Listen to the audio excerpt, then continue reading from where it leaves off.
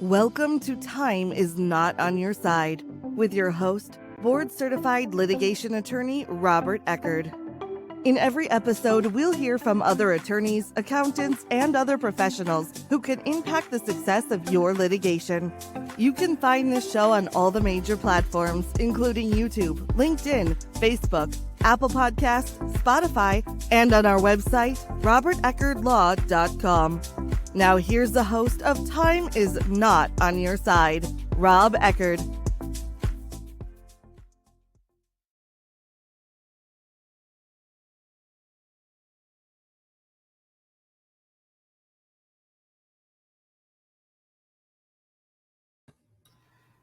Hello and welcome to another episode of Time is Not on Your Side. I'm Robert Eckard, your host today for the podcast Time is Not on Your Side. And today's special guest, we have Jennifer Dubbeld. Jennifer is an assistant public defender in the Sixth Judicial Circuit, Pinellas County, Florida, and is currently a judicial candidate for judge here in the Sixth Judicial Circuit, covering Pinellas and Pasco County, Florida. Good morning, Jennifer. Good morning.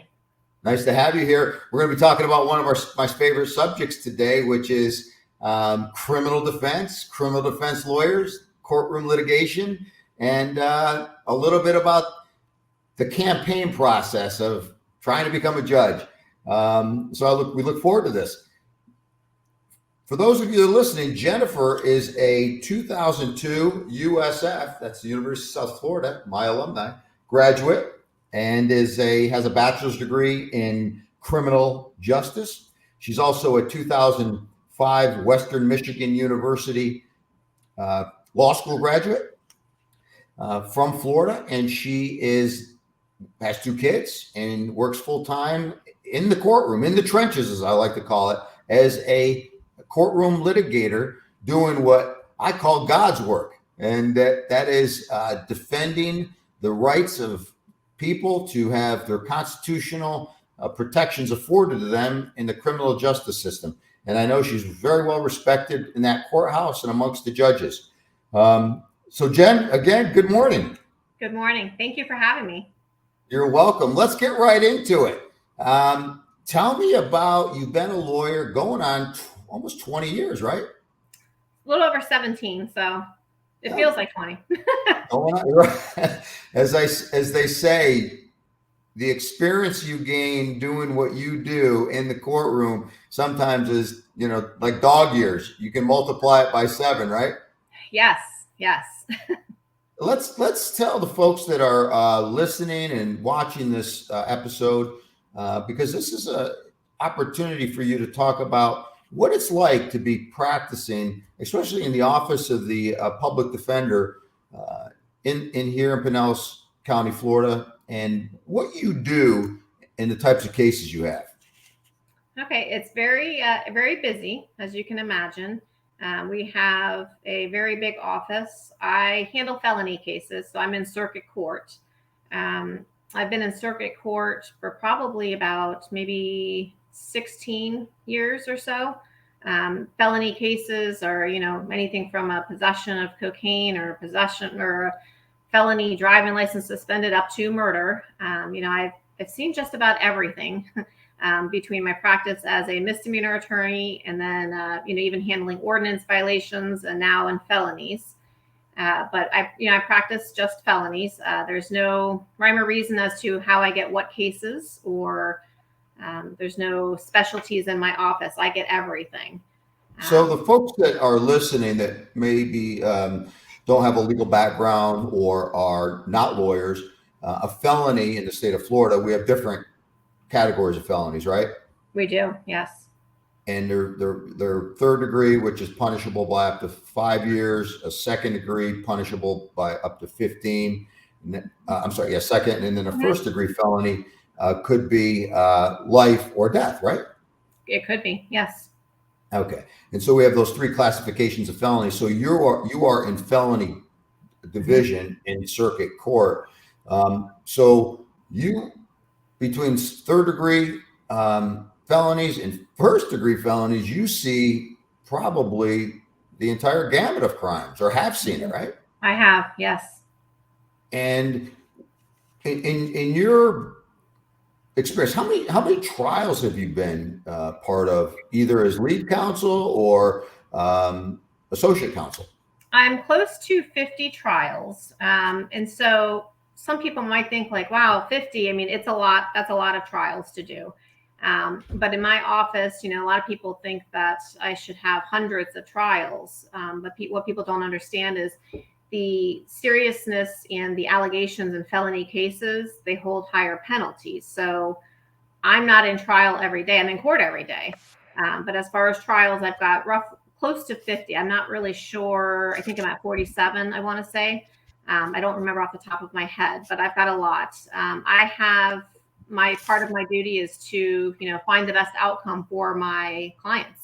And that involves negotiating. So that's a hefty part of my job, is investigating and negotiating on top of trying cases. For people that don't practice in the criminal defense arena or the criminal justice system, either state or federal, I think it's important that you touched upon a concept that is, I guess, relatively new, if you will, for American jurisprudence, but this concept of the plea bargain, right? In negotiations with the state attorney or the prosecuting authority. I mean, I read a statistic that in 2013, I'm probably hasn't changed much, and this was for federal court and probably not much different than state court, but that 94 to 97% of all cases brought are resolved through an early disposition through a plea negotiation. Do you find that that's similar, give or take, in the state court system, and at least in your experience? It is. Yes, it is. And, we don't get to pick as public defenders, defense attorneys don't get to pick what cases go to trial. So, when I see, if I have somebody that's truly innocent and we want to avoid the risk of a trial and try to get the state to drop it, you have to present all your evidence. So that's why, there's a hefty amount of investigating that I have to do with my job, even to get, whether it's a negotiated plea or getting cases dropped. I don't think people understand, most people that don't understand, that that are either not criminal defense attorneys or in the criminal justice system, that when a case comes in, the indictment or the information, the state has already prepared pretty much their case between law enforcement reports, forensic evidence review, law enforcement and lay witness testimony and investigations that the state does before filing. I mean, they're really, when they file that indictment, they're pretty much teed up, ready to go. And then they drop the indictment. And then here comes you and your client. And you're somewhat faced with, you better plead to this or else sometimes, right? I mean, sometimes, yeah. But and you got to get up to speed. You've got to learn everything that you don't know, right? I do. And, I always say there's two sides to a story.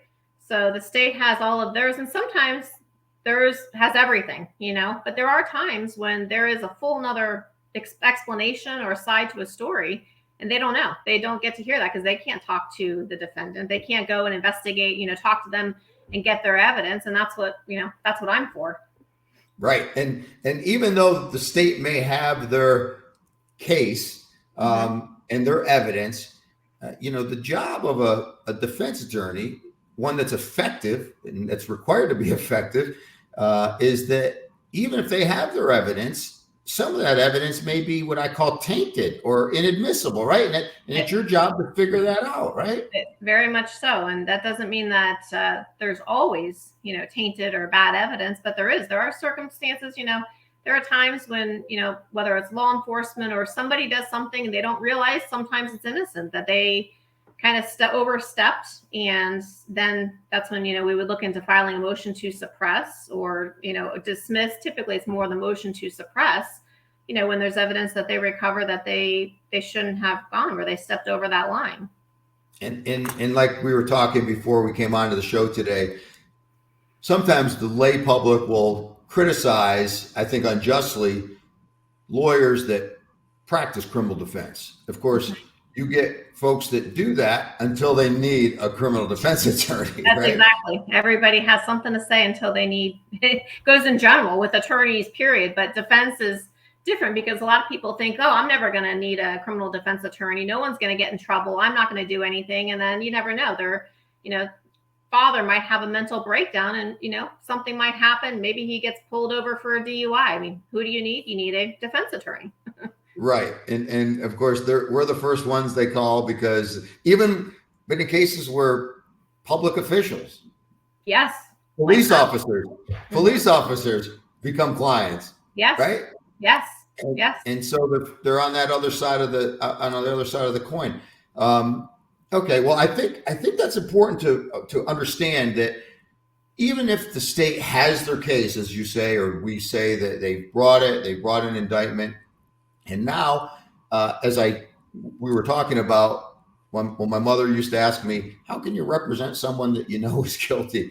I said, well, Mom, first of all, I don't always know they're guilty, but the issue or the commitment we make as lawyers, especially defense attorneys, is to uphold the Constitution.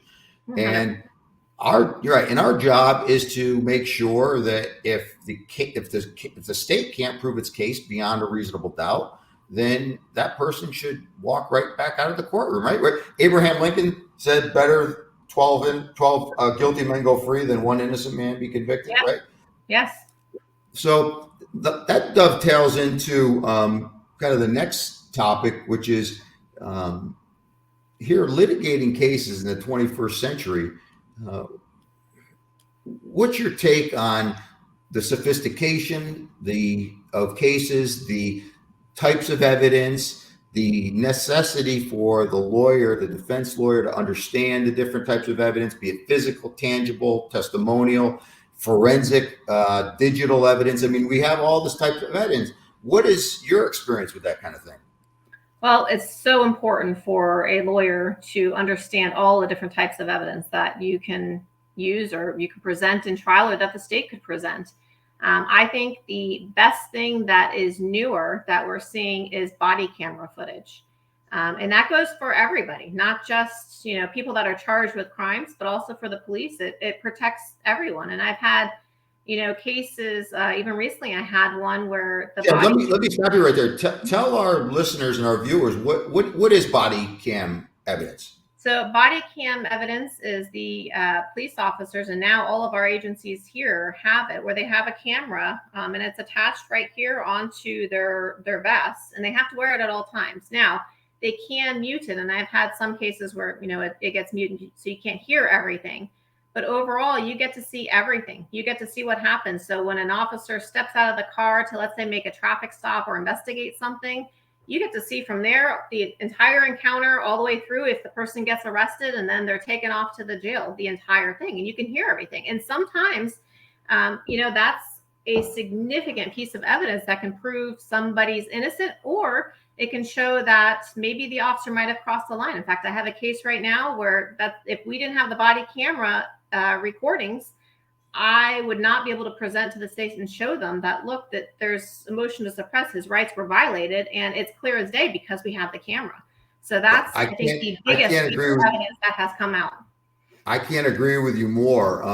And I think, so is it your experience that the use of body cams is a policy decision for the agency? Because I think like Polk County, we have a very notorious, infamous judge, sheriff over there, Grady Judd, and I'm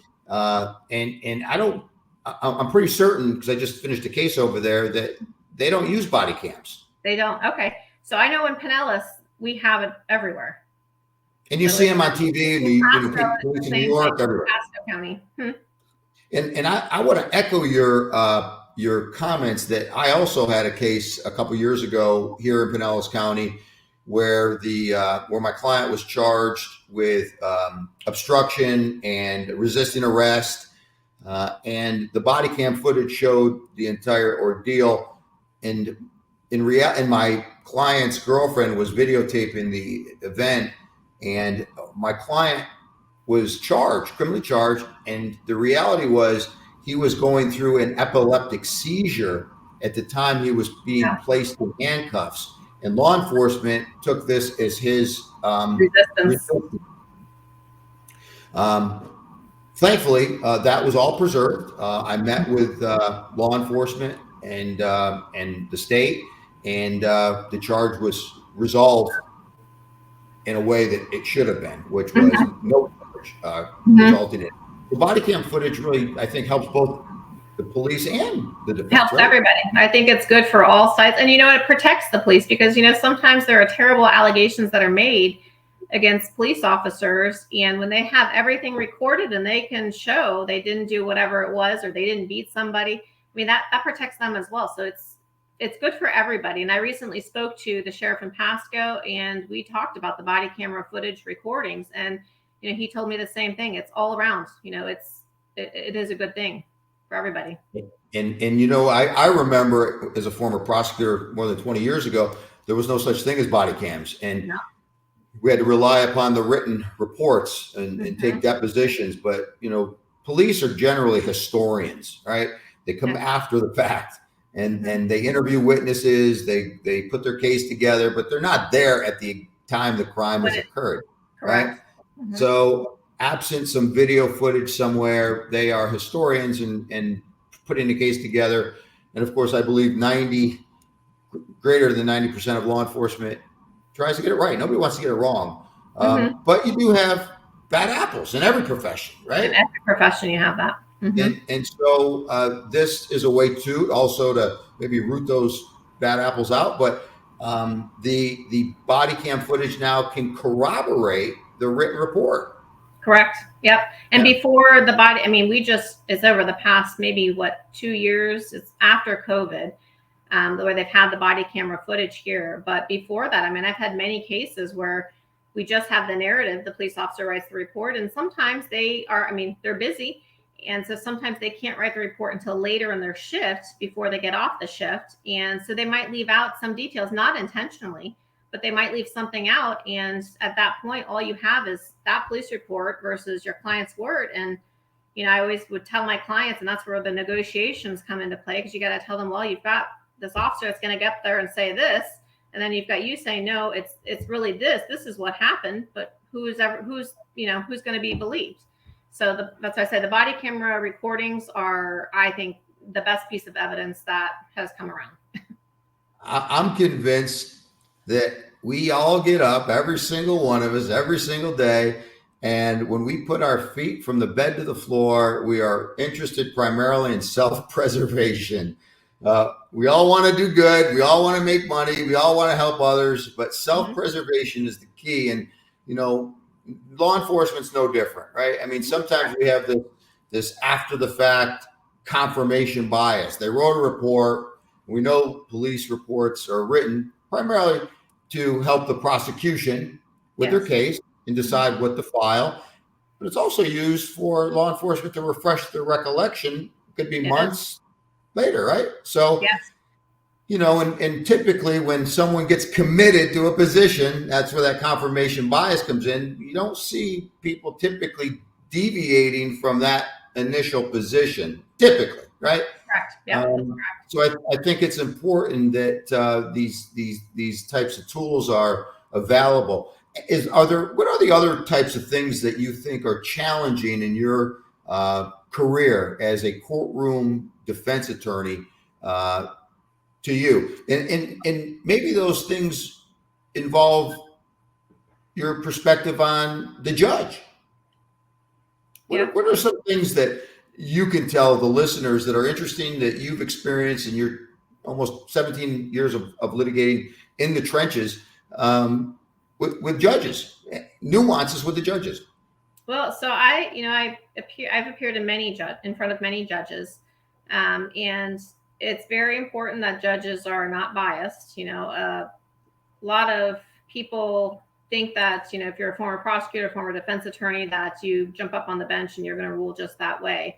But, it's really important to have judges. And I've been fortunate that I've been in front of so many judges here in Pinellas County that, they follow the law and they know that that's their job. A big issue, or not issue, but a challenge that I have as a public defender is that even my clients sometimes think that I work with the state and my job is just to convict them.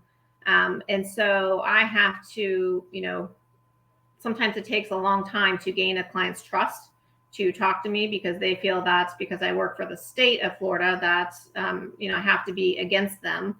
And people don't realize that, a lot of times, like in the private sector, you get clients and, they're paying you. They know that they have you, that they, you're going to do everything you can for them, and they trust you. Well, my clients, a lot of times I have to almost prove myself to show that, no, I'm really, I'm doing my job, I'm working for them. And, there are many cases where there's nothing really that I can do. So then it's explaining and, helping them navigate the system.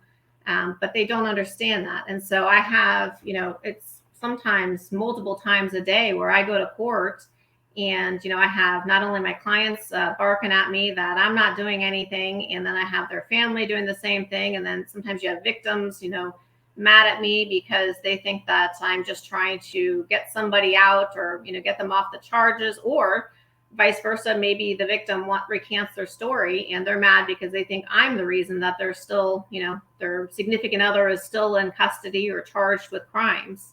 So that's probably the biggest hurdle that I have.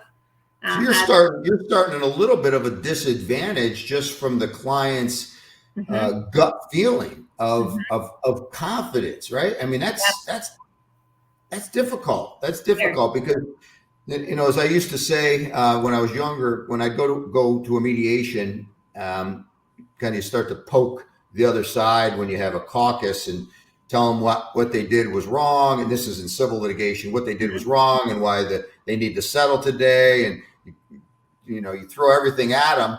And what I've learned, I try not to do that anymore, is what I've learned is that when you break off into those separate rooms in terms of commercial litigation, the other side is peeling their client off the wall for the first hour and a half, 2 hours, right? Nothing gets done. So by analogy, you have clients that come in and, albeit they didn't pick you to represent them, but you and I are no different in the jobs we have to do representing those folks, right? And so, yeah. So all right. So let me shift a little bit. What about some of the things that you've experienced or learned, good or bad?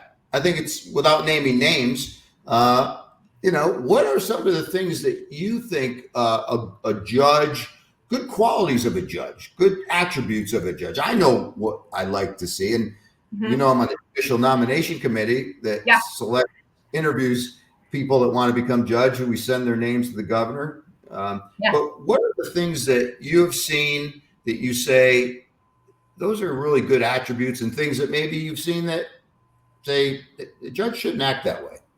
Well, I think your temperament is in demeanor. That's probably one of the top attributes in my opinion, because you're entrusted in such a big position. You have to be able to treat everybody with respect. You have to give everybody a fair shot. It doesn't matter if it's criminal, civil. And, I have seen judges that, they don't have the demeanor where they're, calm and speak to people, like a normal person in front of you, but instead screaming at people. And even attorneys, I've seen some judges do that to attorneys and, be disrespectful. And I think everybody deserves respect. Everybody does. So I think that's. And I 100% agree. Those judges that treat the parties and litigants and lawyers in their courtroom with that respect is without question what should be done. And to my judicial colleagues, we know, listen, judges are human, right? Yeah. They get up in the morning, they got kids to deal with, they got wives, they got ex-wives, they got sick parents, they got sick kids. And then they're, in the criminal arena with people that are accused of serious offenses and day in and day out. And I'm sure they hear a lot of excuses about why things can't be done or why this shouldn't be happening and why people aren't taking accountability for what they should be doing. I'm sure it gets somewhat frustrating for some judges, right? Yeah. But it's got to be tempered. It's got to be tempered. Judges, I think for the most part, at least in my experience in this circuit and others, state and federal, I've practiced in courtrooms all over the country. But judges, I think, qualities of good judges, you hit the nail on the head. Temperament is so big and so important, because many times, would you agree that most of the people, or some of the people that come before you or with you in the courtroom, you're litigating, this is the first time they've ever encountered a courtroom? Yes. And it can be scary. It can be scary for people. I mean, even for when I've had jury selection, we have a big panel up there, and you'll get people that have never been in a courtroom before, and they're nervous, they're scared. And I've been in trials where I have seen judges, be very condescending, about people that are trying to, that are answering honestly, about being a prospective juror. And so I think all around everybody, it's really important for judges to treat everyone. Courtroom staff, you got to deal with them every day. I mean, you have to be, pleasant to everybody, give everybody the respect that they deserve. And, when people, I've had a lot of clients that are not respectful, not just to me, but to the judge or judges that I'm in front of. And, handling people like that, calm and efficiently, I think that says a lot. You can't let things bother you. You can't take anything out of context, There's a lot of stress that's occurring, whether you're in a family courtroom or a civil circuit court case in business or personal injury, or and even more so, probably stressful in the criminal arena. So these folks come in and, and probably more so in my experience in the criminal arena, but do you see people with mental health issues, with drug or substance abuse issues? So throw those two things in the equation, if you will, and comment on that. Yes, it's mental health and drug addiction is huge. I would say probably more than half of my cases are all results. They stem from that. That's what started. And, some people will think that, it's just criminals that are in the criminal, courtroom or that have been charged. I've had so many professionals. I've had a major airline pilot. I've had dentists, doctors. I've had lawyers. I've had so many professionals, and what has brought them, to the criminal justice center with charges is mental health. I mean, that's a big thing, and it stems, and sometimes people don't get treated. A lot of people that my clients, they can't afford, medical insurance, and they don't know there's so many resources out there that they can actually get the medication or treatment that they should have. And so then they try to cover that with doing drugs. And so it's a really big thing. And I can say since COVID, it's drastically gone up. I mean, it's incredible how many more people come in, and it's not just a little, some sideline small mental health issue. It's major mental health issues. So that's a big part. Judges should understand that, that's a big factor in so many cases now. Here's what I respect you so much, and your colleagues and all criminal defense attorneys, in the ability to, in what you do, is you have to think outside the box, right? And you have to think about all types of potential, not only strategies to help resolve the matter in the best interest of your client, but maybe programs to get your client in so that we don't have recidivism of the client, and so we can treat the problem and not what's occurred, right? And I know we have drug court, we have veterans court, and those are positive steps in the right direction. But some of the best lawyers I know have started at the public defender's office, and their ability to think outside of the box for a program, a sentence that's just. Tell me, I mean, you say people have criticized you because you don't have enough trials, like as if 50 is not enough trials. But really what you do and spend time doing is not only looking at the evidence and preparing for defense and looking at the state's case, but you're looking at alternative options, right, for sentencing and things of that nature. Yes, that is. And sometimes it's as far as going back and digging up records from when somebody was a teenager, just to prove that, look, they really do have a problem, and they always have. My office is amazing with the mental health aspect. We have what's called the MAT team, and we have therapists, and they focus strictly on finding programs, the right programs, for clients. And so that's, one thing that I can say, I'm so fortunate with my office because I have the help to find the best programs that will be fit for my clients. Everybody's different. And so one program may be fantastic for one person, but not for somebody else. And I had just recently had a client that, I've had him for years. He keeps coming back, and it's all stemmed from mental health, and he doesn't stay on his medication, and he comes back. And so we've tried a couple programs in the past that haven't worked. And recently we found another one that's more geared. And it's just, you have to find the right program for that person to really impact them and make them see that, hey, they don't have to live like that. And I've had clients that have gone to programs that I've set up for them, and they never came back. So it's a big thing that people get the treatment and the education to the mental health issues that they have, because some people, they don't really look at it. They think it's something wrong with them. They don't look at it that they need the help, and they need to learn how to handle it. So I think greater than probably 75% of the people walking around in society have mental health problems of some sort. Yes, I would agree. And let me ask you this: there's a philosophy or school of thought amongst lawyers when appearing before a judge. Some judges will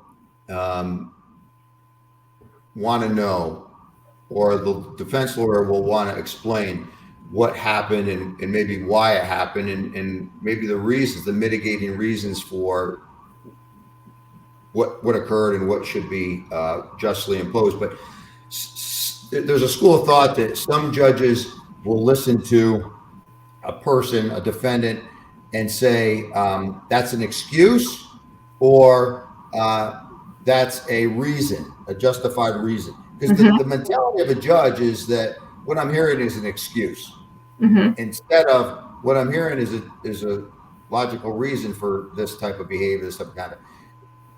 Do you see that difference in judges? I do. I have seen that in some judges, yes. And of course, depending upon, always know your judge, but depending upon the philosophy the judge ascribes to, could decide how you tailor your defense, right? Correct. Yep. Well, let me ask you a couple other questions. You're a mom. You got 2 kids. I do. Yes. Your daughter's birthday's today. Today, yes, she turned 12 today. Well, this Big is day. pre-recorded. Last year, before she's a teenager. Exciting times, and you're currently moving, or not moving, but you're transitioning. Maybe you're campaigning to become a circuit court judge here in the Pinellas Pasco Sixth Judicial Circuit, right? I am. Yes. Why do you want to be a judge? That's funny. So many people ask that. So I have spent most of my career, being a public servant, and there's something to that, it sounds silly, but something that fills my heart with giving back and helping people. And I've always been like that since I was a child. I was always the one to stick up to bullies for other people and help kids in school. So I feel that the next logical step is to be a judge. I've been in court every day for over 17 years. I know the evidence code like the back of my hand. I know how to deal with so many scenarios. I think there's nothing that would affect me or draw an emotional response from me in court. I've had many horrific cases with, I've had stalkers. I've had people attempt to threaten to kill me.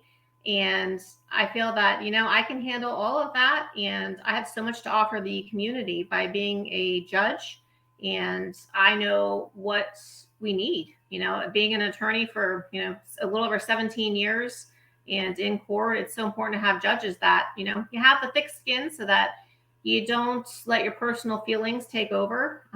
Following the law is, I think, the most important thing that a judge needs to constantly do. And sometimes you hear, even on media, different cases where judges get their personal feelings involved or political feelings and they make rulings. And I don't think that's appropriate ever to do that. And so I've got so much experience in the courtroom that I feel like I have so much to offer our community and to continue to make sure that, the law is being followed and everybody is having the best experience that they could with the judicial system, whether it's something as simple as family court. Well, and that's not always simple, or criminal court, civil court. It's really important that we have judges that have the experience, the courtroom experience, and know what is needed. I think it gives you the ability to have those proverbial, wisdom goggles on, right, and see what might be coming down the road, or the concept of having a fair, well-paid judiciary. When I say well-paid, I mean well-funded, because certainly we want qualified judges on the bench.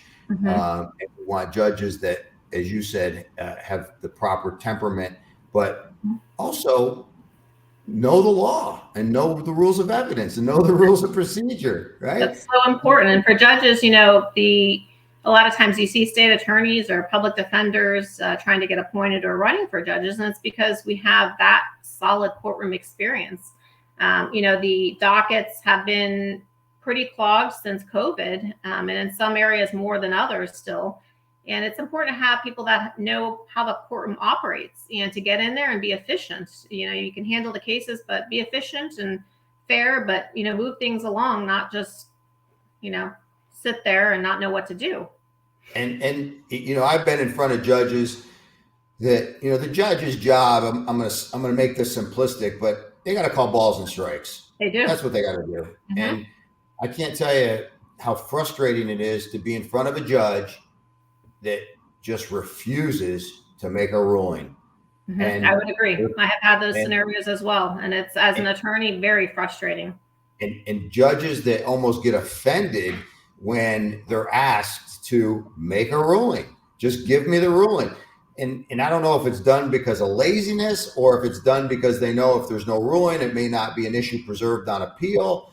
But in any respect, it's just, it gets frustrating to have to constantly be in a case where the judge, you're making objections and the judge will look maybe to one side, maybe the other side looks to the other side and lets it go. There's not a ruling on it.